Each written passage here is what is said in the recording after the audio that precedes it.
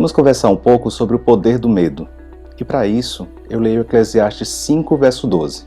Diz assim: o sono do trabalhador é ameno, é tranquilo.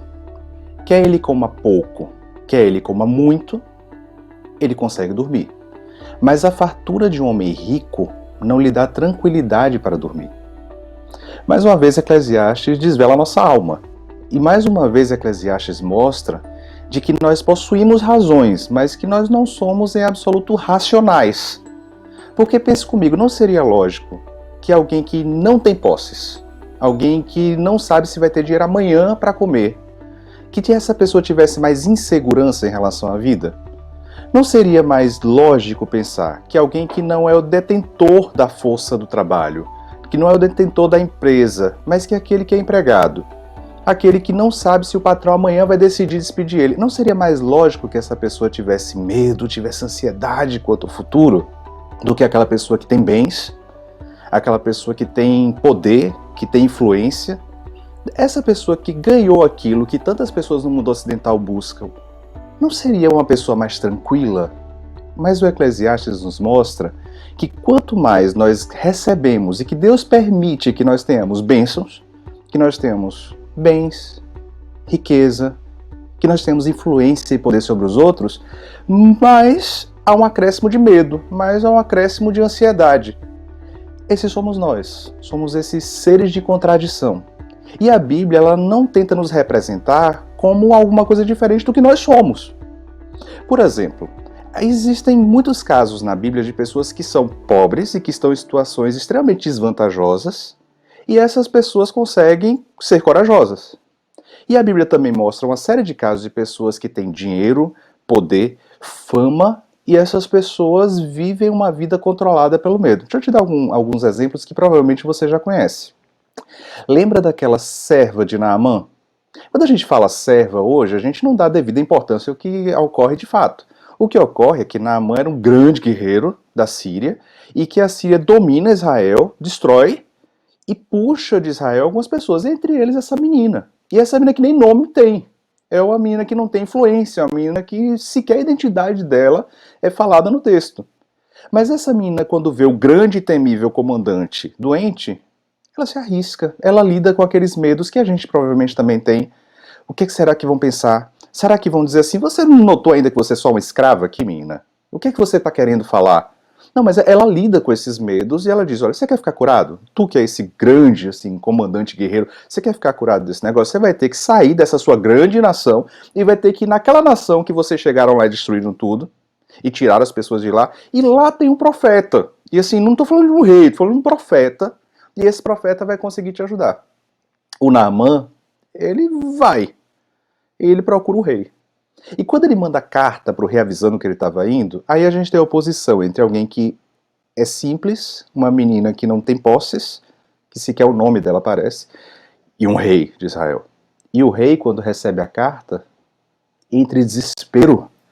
A ansiedade lhe toma de tal forma que ele rasga suas roupas e diz, esse Naamã está querendo um pretexto para me matar, eu vou morrer, eu vou perder tudo isso aqui que eu tenho, eu vou ser escravizado, qualquer coisa dessa. E aí você tem a oposição entre uma pessoa que não tem muitos bens e uma pessoa que tem bens, influência, poder, e a ansiedade está do lado de cá. Está do lado da pessoa que tem bens, poder, fama. Existem outros exemplos. Você lembra do rei Saul, o primeiro rei de Israel? O Saul, ele tinha uma popularidade enorme, se dizia que ele era muito bonito, de que ele era muito alto, que ele tinha vantagens físicas, e agora ele era o rei. Só que quando ele recebe uma ordem do profeta Samuel, dizendo, olha, espere, e quando eu chegar, nós vamos fazer o sacrifício.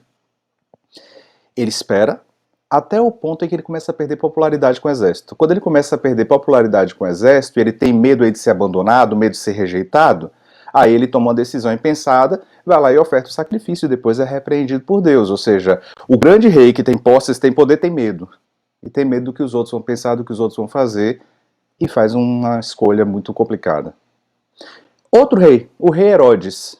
Diz o livro de Marcos que o rei Herodes, quando aprisiona João Batista, que por mais que o João Batista confrontasse ele, porque ele gostava de ouvi-lo, que ele reconhecia que ali tinha alguma coisa diferente, e então ele tenta, meio que escondido, manter João vivo, até o ponto em que a filha de Herodias o expõe, o rei, publicamente e coloca ele numa situação em que, para poder ele manter a decisão dele, ele teria que enfrentar a opinião de todos.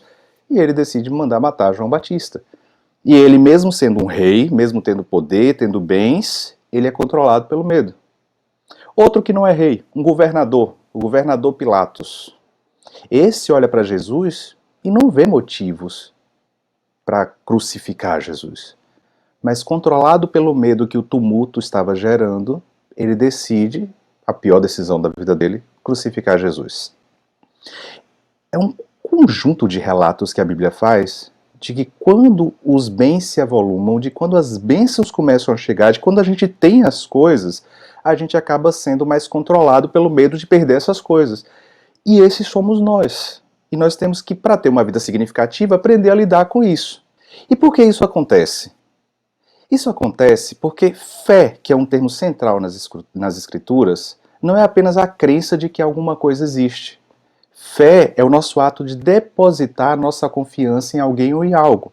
E nós sempre depositamos a nossa fé em alguém ou em algo. Ou em Deus, ou, o que frequentemente acontece, nas coisas que Deus permite que nós tenhamos. Retomando um pouquinho Eclesiastes, como era o seu sono quando você não tinha os bens que você tem? Como era o seu sono quando você não tinha a influência que você tem? Como era o seu sono quando Deus ainda não tinha dado para você essa influência sobre as pessoas que estão ao seu redor? Quando Deus ainda não tinha dado na sua mão a capacidade de fazer tantas coisas? Quando você era mais simples? Como era o seu sono? E como é o seu sono hoje, quando você já se sente reconhecido pelas pessoas? Quando você já tem mais bens do que você tinha antes? É sobre isso que o Eclesiastes está falando, sobre o fato de que quando nós depositamos a nossa confiança em alguma coisa tão evanescente, de que antes a gente não tinha, hoje a gente tem e amanhã pode não ter de novo, que as nossas emoções também variam como em um vazio. E ansiedade, preocupação, angústia e medo são o mínimo que a gente pode ter, porque nós estamos depositando mais a nossa fé nas coisas que Deus permitiu que nós tivéssemos, do que a nossa fé naquele que nos deu essas coisas.